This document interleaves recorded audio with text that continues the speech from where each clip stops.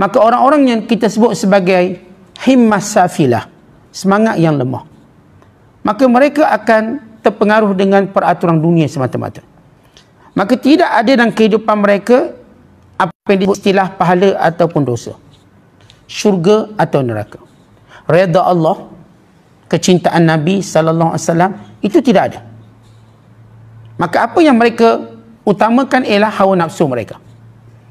Jadilah mereka orang-orang yang sentiasa memberi alasan dalam kehidupan, dan mereka ini mencari alasan dalam semua perkara-perkara kebaikan.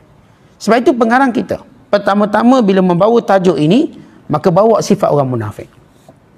Kenapa bawa sifat orang munafik? Kerana orang yang paling celaka itu munafik.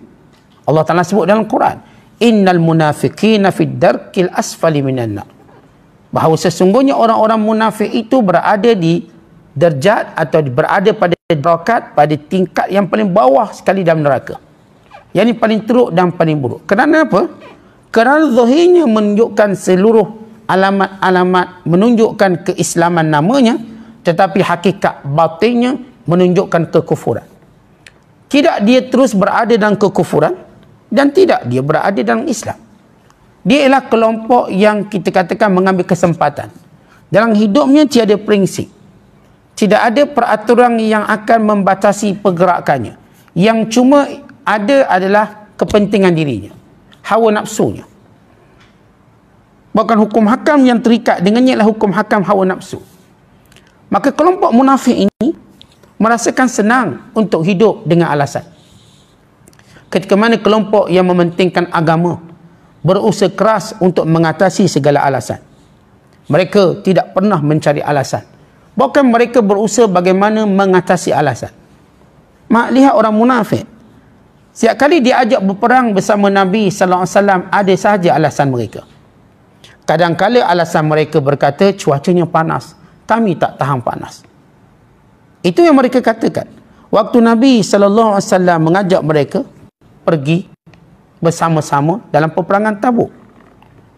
Dan ketika mana Nabi SAW menyuruh orang Islam supaya bersiap siaga menghadapi musuh, sebagian mereka datang berkata, "Idzan li wala taftinni, wahai Muhammad, wahai Rasulullah, izinkan kami tidak ikut perang sebab kami ada banyak masalah ni. Kami ada banyak kerja." Sebagian mereka berkata, "Inna buyutana aurah, rumah kami tak ada orang jaga, kurma kami tak ada orang petik. Jadi pergilah kamu perang bersama orang yang nak pergi, kami boleh tak uzurkan kami." Pelbagai alasan mereka sebut. Dan sebahagian mereka berkata, kami takut nanti kami tertimpa kekalahan. Nanti kalau kami kalah macam mana? Bahkan kemuncak Allah Ta'ala mendedahkan perkataan mereka, sebenar-benar alasan itu datang kerana mereka tidak pernah percaya pada Allah dan Rasul. Sebab itu mereka berkata, ma wa'adanallahu wa rasuluhu illa ghurura. Yang Allah janji, yang Rasulullah janji cuma pembohongan. Tuan-tuan lihat, ini spesies manusia yang hidup tidak percaya pada Tuhan, yang hidup tidak percaya janji Tuhan. Mereka lebih berpegang pada janji manusia, bukan janji Tuhan, bukan juga janji Nabi SAW. Akhirnya kita dapat bayangkan bagaimana kehidupan mereka. Hidup mereka ialah hidup yang sentiasa lari daripada perintah Allah dan Rasul. Mereka akan beralasan, kenapa tak solat? Sakit kaki. Kenapa tak solat? Kita kan dah tua, solat ni orang muda-muda. Kenapa tak solat? Kami ada kerja, kami ada mesyuarat, tak sempat. Setiap kali kita bertanya tentang apa yang mereka lakukan untuk agama, mereka punya alasan yang banyak.